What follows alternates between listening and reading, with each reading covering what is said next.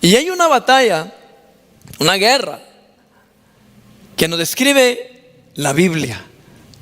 Las Sagradas Escrituras nos hablan de una guerra que no es contra sangre y carne, no es contra seres humanos. Muchos conocen ese versículo, que nuestra batalla no es contra sangre y carne, sino contra principados, contra potestades, contra huestes de maldad en las regiones celestes. Y hoy quiero que hablemos de esto. Vamos a leer Efesios capítulo 6. Y vamos a iniciar desde el versículo 10. Y hoy vamos a avanzar, vamos a procurar avanzar solamente hasta el versículo 15. Dice: por último, fortalézcanse con el gran poder del Señor. Pónganse toda la armadura de Dios, para que puedan hacer frente a las artimañas del diablo. Porque nuestra lucha no es contra seres humanos, sino contra poderes, contra autoridades, contra potestades que dominan este mundo de tinieblas, contra fuerzas espirituales malignas en las regiones celestes. Por lo tanto, pónganse toda la armadura de Dios, para que cuando llegue el día malo puedan resistir hasta el fin con firmeza. Manténganse firmes, ceñidos con el cinturón de la verdad, protegidos por la coraza de justicia y calzados con la disposición de proclamar el evangelio de la paz. Vamos a leer hasta el 18. Además de todo esto, tomen el escudo de la fe, con el cual pueden apagar todas las flechas encendidas del maligno. Tomen el casco de la salvación y la espada del Espíritu, que es la palabra de Dios. Oren en el Espíritu en todo momento, con peticiones y ruegos. Manténganse alerta y perseveren en oración por los santos. Hay una realidad, hermanos, hay una realidad que enfrentamos. No podemos y no debemos ignorar esta realidad. ¿Y cuál es esa realidad? Es la que nos dice el versículo 12. Lo voy a leer nuevamente en la nueva versión internacional. Oiga lo que dice: porque nuestra lucha no es contra seres humanos, sino contra poderes, contra autoridades, contra potestades que dominan este mundo de tinieblas, contra fuerzas espirituales malignas en las regiones celestes. Es cierto que en muchas ocasiones nos enfadamos, discutimos contra seres humanos. Es cierto que a veces a nosotros los creyentes nos dan ganas, como decían los muchachos hace algunos años, nos dan ganas de bajarnos de la cruz, ¿verdad? Y agarrar esa misma cruz para somatar a los demás. Porque somos seres humanos, ¿verdad? Nos enojamos. ¿Quiénes no se enojan acá nunca? ¿A quiénes nunca les dan ganas de pelear, verdad? No, pues nos molestamos. En algunas ocasiones puede que sean cuestiones muy carnales, ¿verdad? ¿Cómo así? Cuestiones carnales. Pues no sé, tipo berrinchitos que nos dan a todos. Nos enojamos por situaciones tal vez no muy fuertes, y cuando termina el día, cuando finaliza el día, después puede que reaccionemos, si es que llegamos a reaccionar y reflexionar. Ay, por lo que me estaba enojando, por lo que me estaba yo ahí peleando. En el tráfico me estaba yo peleando que el fulano ni lo conozco. En la iglesia yo discutiendo con, ¿verdad? A veces llegamos a esa conclusión. Pero hay otras ocasiones en donde nos enojamos por injusticias que nos hacen o que vemos, ¿verdad? Y esas injusticias sí nos provoca ese coraje, ¿verdad? Hace poco yo estaba en un lugar que es de cierto nivel de prestigio por el producto que venden, alimento que venden. Y entonces estaba yo para llevar y estaba yo en la cola, y en eso pues, habían dos personas adelante de mí y otra persona hizo fila por otro lado y pum, lo atendieron. Entonces yo me molesté, ¿verdad? Y le hablé al encargado. Mire, aquí les falta coordinar, le dije. Y porque sentí que me molestó. ¿Qué les falta? Y yo, ¿verdad? Como aquí con los servidores tratamos de hacer lo mejor posible. Pero me enojé un poquito. El asunto es de que como que no me comprende, como que él estaba reclamando que yo quería que me atendieran a mí. Yo le digo, no, es que no quiero que me atiendan a mí. Simple y sencillamente delante de mí también hay otras dos personas, le digo, que están esperando también. Las injusticias es una injusticia muy sencilla. Pero ¿qué cuando no nos pagan el salario que nos dijeron que nos iban a pagar? ¿Qué tal cuando es algo esencial como el alimento, que tal vez no lo distribuimos bien y de manera injusta no le dieron de comida a nuestro hijo, por ejemplo? Nos enfadamos, ¿verdad? Nos enojamos. Pues el apóstol Pablo llega a esta conclusión y nos dice: nuestra lucha no es contra seres humanos. Si tú quieres, puedes agarrar tus guantes y pedir un ring, ¿verdad? Irte allá a, ¿cómo se llama este lugar que está por Shela? Se me fue el nombre. Chivarreto, ¿cómo es? Algo así, no me acuerdo, así le dicen, ya se me fue. Y allí una vez al año nos damos y nos desquitamos, ¿verdad? Pero no es contra seres humanos. Es espiritual, hermano. Y hay ocasiones en donde nosotros los cristianos, el diablo puede influenciar a otras personas para desanimarte, para desestabilizarte en tu fe. El enemigo puede utilizar a tu jefe en ese trabajo para que a ti te cause molestia y tú empieces después a maldecir. El enemigo puede influenciar a tus amigos para hacerte tropezar. El enemigo puede influenciar incluso a nuestros seres queridos. Y no solo para enojarnos, no solo para fastidiarnos. Es aún más peligroso. Escucha, el enemigo puede utilizar a esas personas para que nos traten bien de alguna manera engañosa y nos puedan separar del caminar del Señor. Eso no es peligroso, porque el diablo no va a venir contra ti diciendo: yo soy el diablo, ja, ja, ja. Y como lo pintan algunos, ¿verdad? Que no necesariamente tiene que ser así, ¿verdad? Aquí está mi cola porque soy el diablo, y aquí está mi tridente porque soy el diablo. No, no es así, el diablo no es así. El diablo no es como lo pintan, dicen, ¿verdad? O no sé, se me están cruzando los dichos. Pero el diablo no se te va a presentar de esa manera. En muchas ocasiones el enemigo se te va a presentar como un ángel de luz, en donde si tú no estás preparado o preparada, no te vas a percatar que es el mismo diablo el que te está hablando. El ejemplo lo vemos con nuestro Señor Jesucristo. Llegó Pedrito, ¿verdad? El hermano Pedro, y le dice: no, maestro, tal cosa no te acontezca, cuando Jesús dijo de que era necesario padecer. ¿Y qué dijo Jesús? Apártate de mí, Satanás. Pudo discernir que esas palabras de bendición, esas palabras que nos hacen sentir bien, no venían de Dios, venían del enemigo. Mire qué tremendo esto. La lucha es espiritual. No es solamente contra esas personas que nos tratan mal, porque en algunas ocasiones, déjame decirte, esas personas que nos tratan mal, escucha lo que te voy a decir, no necesariamente son enviados del diablo. En algunas ocasiones son tratos de Dios para nosotros, que si no es de esa forma, nosotros no nos damos cuenta de cómo está nuestro carácter. Entonces necesitamos, hermanos, discernir. Y es lo que dice la palabra del Señor.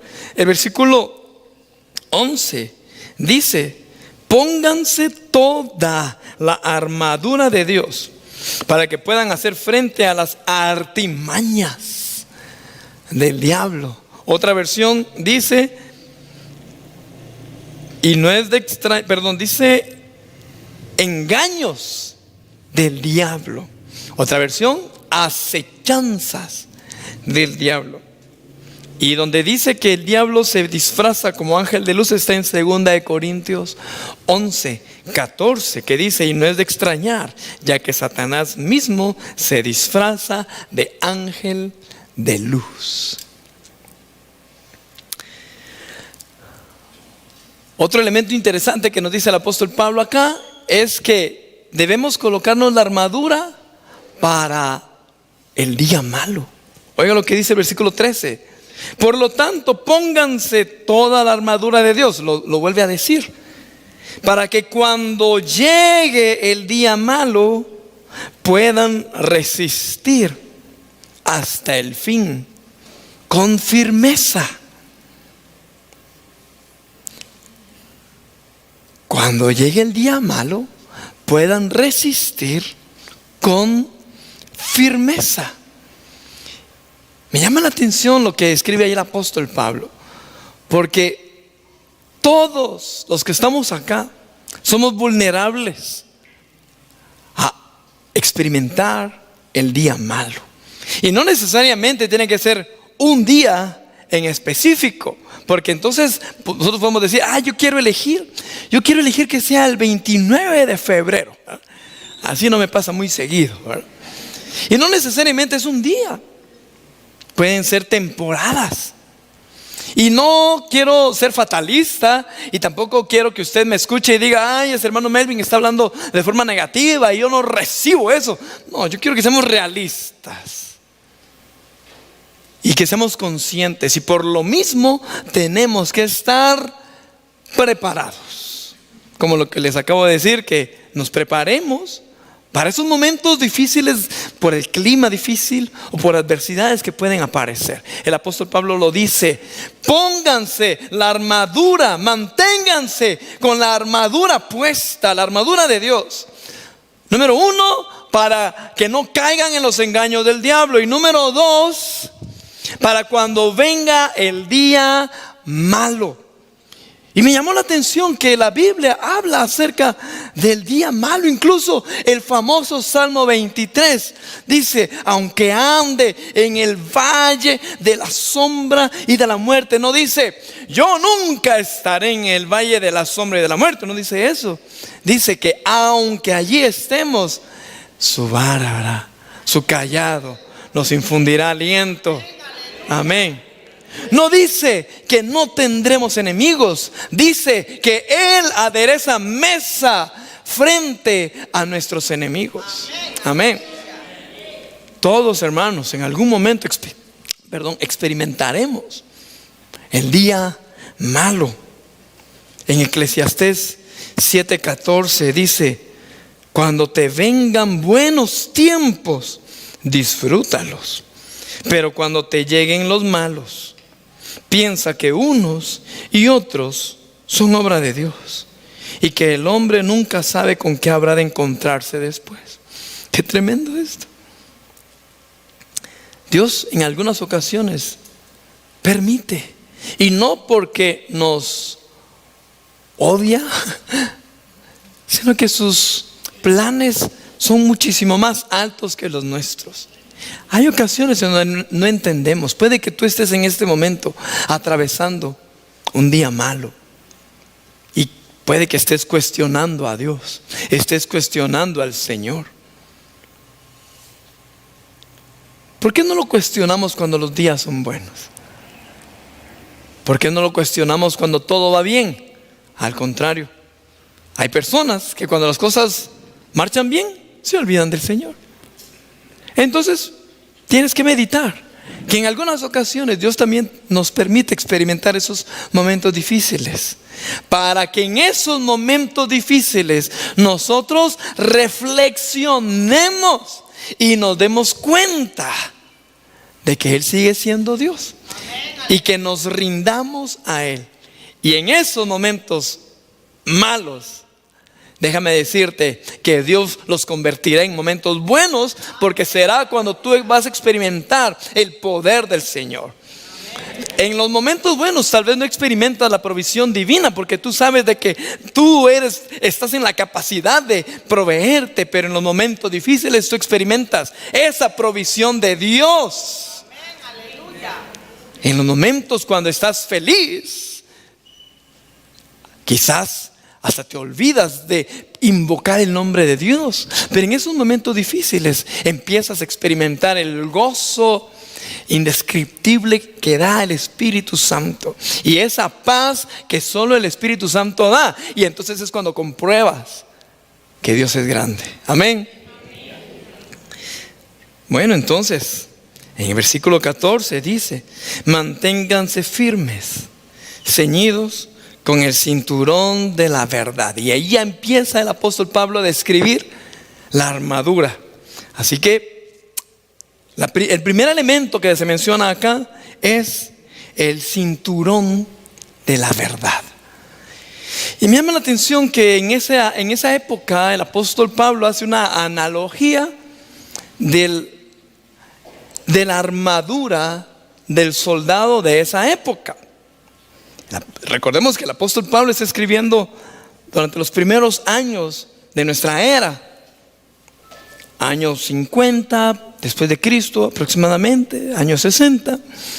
No nos imaginemos a un soldado actual, sino vamos a regresar un poquito en la línea de tiempo y vámonos a la armadura del soldado romano. Tenía el cinturón, y ese cinturón da una sensación de seguridad en el vestuario, incluso para nuestra época también, ¿verdad? Nos ponemos el cinturón. Nosotros aquí en Guatemala le decimos cincho, ¿verdad? Y es para que no se nos caiga, ¿qué? El pantalón, ¿verdad? Ahí es el cinturón romano. No solamente daba una sensación de seguridad, sino que también infundía o daba a conocer cierta categoría, cierto nivel, cierto rango de soldado. No es un cincho así de pitita, sino que es cuero y es grueso y puede distinguirse de otros tipos de cinturón. O sea, eso da cierta seguridad. Bueno, aquí el apóstol Pablo lo relaciona con la verdad. Vistámonos con el cinturón de la verdad. ¿Qué significa vestirse con el cinturón de la verdad? Porque suena muy místico. Lo que nos debe dar seguridad a ti y a mí, hermano, es la verdad.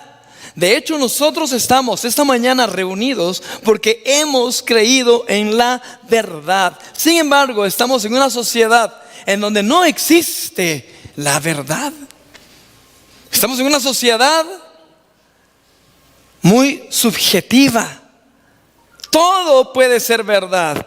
Tu verdad es la tuya y la mía es mi verdad. Yo he escuchado entrevistas de personas donde dicen: el Dios que yo tengo.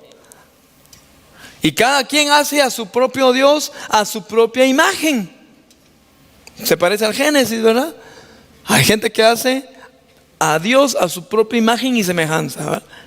Y no, Dios es el Dios de la Biblia. ¿Qué es la verdad entonces, hermanos?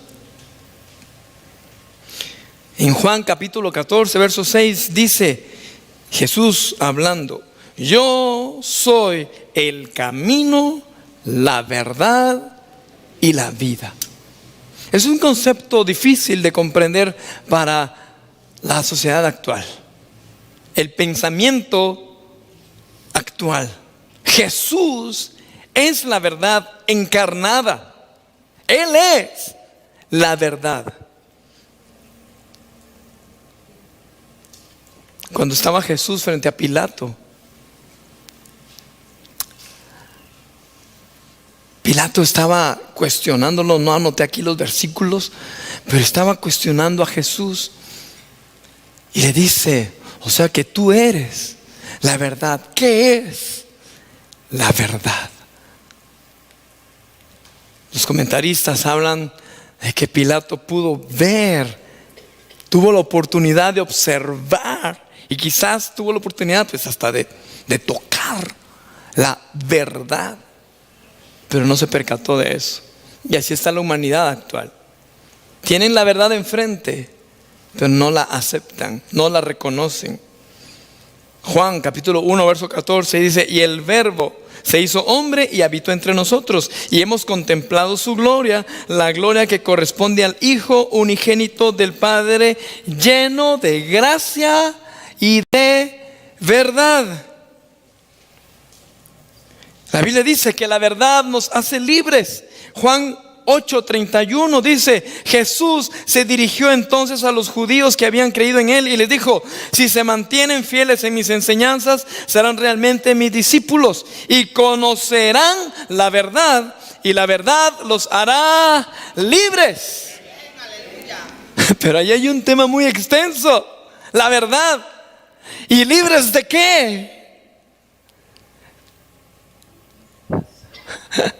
De la condenación del pecado, de la muerte eterna.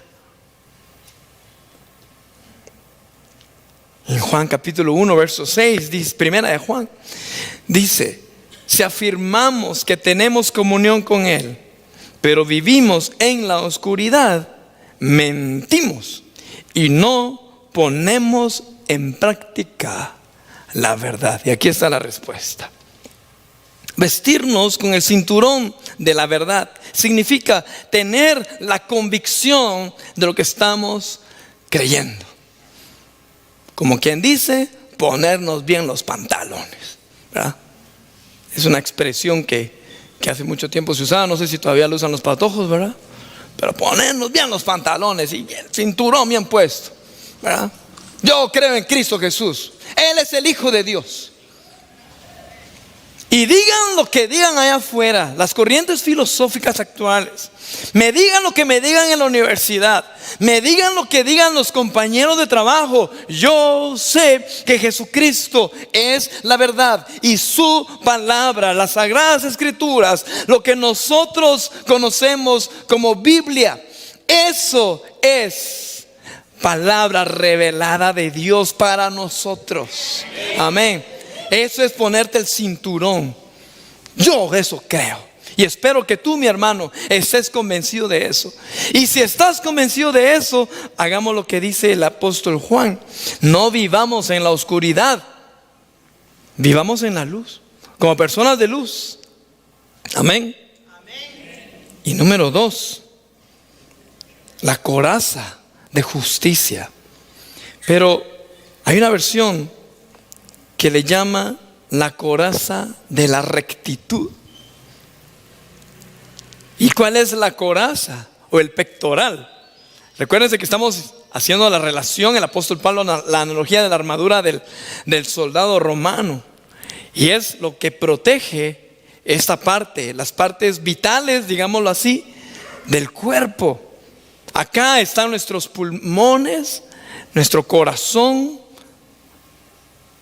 riñones. ¿Dónde están los riñones? Por acá. Apéndice, ¿verdad? Y tenemos que proteger eso, cubrirlo. Y él dice: la coraza de justicia.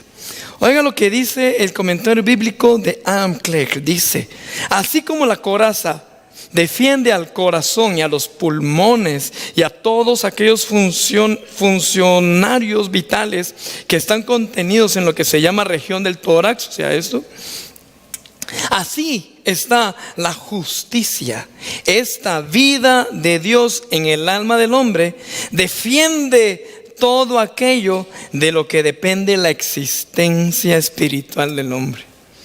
Mientras posea este principio y actúe a partir de él, su vida espiritual y eterna está asegurada. ¿Qué significa esto? Que así como este cuerpo, ¿verdad?, los huesos de acá protegen el corazón, los pulmones, y así como ese pectoral, ese ¿cómo le llamamos? Coraza, nos protege esta parte de acá. Así nuestra vida de justicia, nuestra vida de rectitud, nuestro caminar cristiano diario, correcto ante los ojos de Dios, nos protege. Oiga, nos protege ante las artimañas del enemigo, nos protege ante los ataques del diablo. ¿Qué dice Salmo 15? ¿Quién, Señor, puede habitar en tu santuario? ¿Quién puede vivir en tu santo monte? Solo el de conducta intachable, que practica la justicia y de corazón dice la verdad, que no calumnia con la lengua, que no le hace mal a su prójimo, ni le acarrea desgracias a su vecino. Uy, ¿cuántos vecinos buenos hay aquí? ¿Somos buenos vecinos? Más o menos, ¿verdad? Oiga, que no calumnia con la lengua, que no le hace mal a su prójimo, ni le acarrea desgracias a su vecino, que desprecia al que Dios reprueba. O sea que Dios reprueba a personas, hermano. Pero honra al que teme al Señor, que cumple lo prometido. ¿Quiénes cumplen con lo prometido? Eso está tremendo, hermanos. Aunque salga perjudicado, que presta dinero sin ánimo de lucro y no acepta sobornos que afecten al inocente. Eso está duro, hermano. La justicia del Señor no es como la justicia humana. El que así actúa no caerá jamás. Ahora encontramos también en Romanos que dice: no hay justo ni siquiera uno. Y Romanos, el apóstol Pablo está haciendo referencia al Antiguo Testamento también. Hermanos, también dice los Romanos: justificados somos por la sangre de Cristo Jesús. Amén. Nosotros no recibimos la salvación por nuestras obras. Somos salvos por gracia y justificados por su gracia. Pero debemos vivir en justicia. Debemos vivir de manera correcta. Y aquí leí solo unos cuantos ejemplos, porque la Biblia está llena de mandamientos de actuar con justicia. Si actuamos de manera correcta, hermanos, es como que tengamos esa coraza de protección. Y aunque el enemigo quiera destruirte, no lo va a poder hacer, porque tú estás actuando de manera correcta. Jesús dijo en Mateo 5:14: ustedes son la luz del mundo. Y el versículo 15 dice: no se enciende una lámpara para cubrirla con un cajón. Por el contrario, se pone en la repisa para que alumbre a todos los que están en la casa. Hagan brillar su luz delante de todos, para que ellos puedan ver las buenas obras de ustedes y alaben al Padre que está en el cielo. Que otros puedan ver lo que Dios ha hecho en nosotros. Amén. Pónganse de pie, por favor.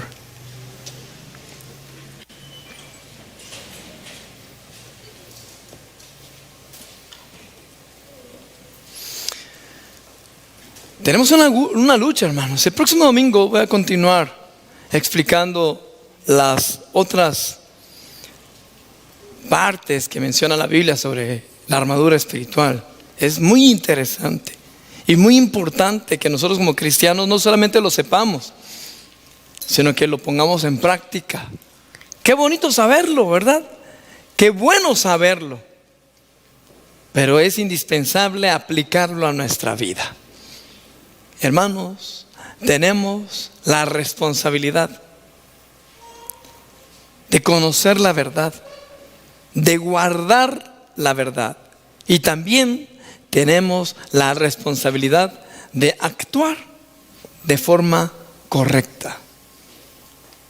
Yo he aprendido que no necesariamente actuar de manera legal significa actuar de manera justa. Mire qué tremendo esto.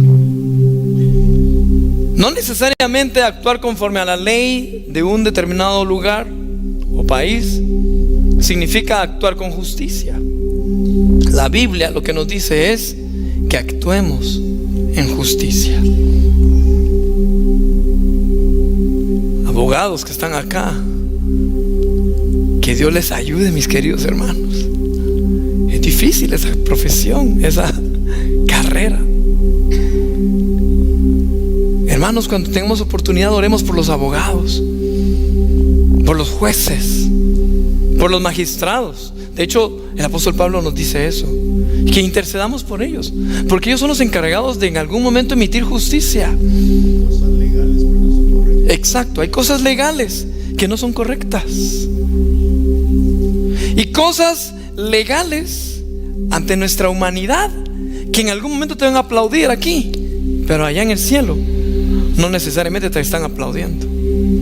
Y al contrario, hay cosas que aquí no se aplauden,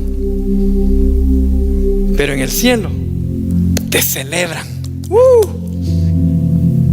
Amén. Ponte la armadura. Ponte esa armadura. Pesa. Estaba leyendo que ese pectoral pesa.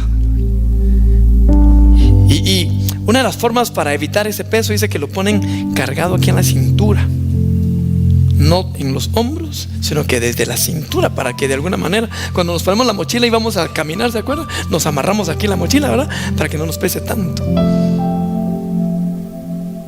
No es tan fácil, hermanos, pero es necesario. Amén. Que el Señor nos ayude a vivir en justicia y de la mejor forma. Todos hemos fallado, todos cometemos errores. Le fallamos a nuestros hijos, le fallamos a nuestros padres, le fallamos a nuestros amigos, le fallamos a la iglesia, le fallamos a Dios. Entonces, arrepintámonos, hermanos. En este momento apartemos unos minutos para pedirle perdón al Señor. Cierra tus ojos. Y si no has caminado en la verdad, si no has caminado en la justicia, si no has caminado de la forma correcta, o si no lo hemos hecho, pidamos perdón. Señor, perdónanos, porque te hemos fallado. Muchas veces te fallamos. Cometemos muchos errores, Señor. No hemos sido correctos en muchas ocasiones. Perdónanos por las palabras de ofensa que emitimos, especialmente cuando las decimos a nuestros seres queridos. Perdónanos, Señor. Perdónanos por las acciones que cometemos en contra de nuestro prójimo, en lugar de bendecir, Señor. Y de esta manera, mi Señor, sabemos que tú nos guardas de toda trampa del diablo y de todo ataque del enemigo. Sabemos que tú estás con nosotros, nos guardas y nos proteges. Mi Señor, yo te ruego porque esta palabra esté sobre cada uno de mis hermanos, que podamos ser protegidos de toda acechanza del diablo, que no necesariamente tengamos que estar reprendiendo al enemigo, porque sabremos que estamos protegidos y que el diablo no tiene arte, no tiene parte en este lugar, que el diablo no tiene parte en nuestra familia, porque estamos cubiertos con la coraza de justicia, porque tenemos nuestra verdad atesorada en nuestro corazón, y por lo tanto el diablo no podrá contra nosotros. No nos sobrevendrá mal, ni plaga tocará nuestra morada. Reprendemos al devorador en el nombre de Jesús y nos declaramos en victoria por la palabra de Cristo Jesús. En el nombre de Jesús, como ministro de esta casa, reprendo al diablo que ha querido afectar la paz de mis hermanos. Reprendemos al enemigo que ha querido estorbar el crecimiento espiritual e integral de mis hermanos. En el nombre de Jesús rechazamos, en el nombre que es sobre todo nombre, en el nombre de Jesús reprendemos al diablo. No aceptamos sus engaños, no aceptamos sus artimañas. Descubrimos al enemigo y lo reprendemos en el nombre de Jesús. Amén. Amén. Estamos en victoria. Estamos en bendición. En el nombre de Jesús. Estamos en victoria y estamos en bendición.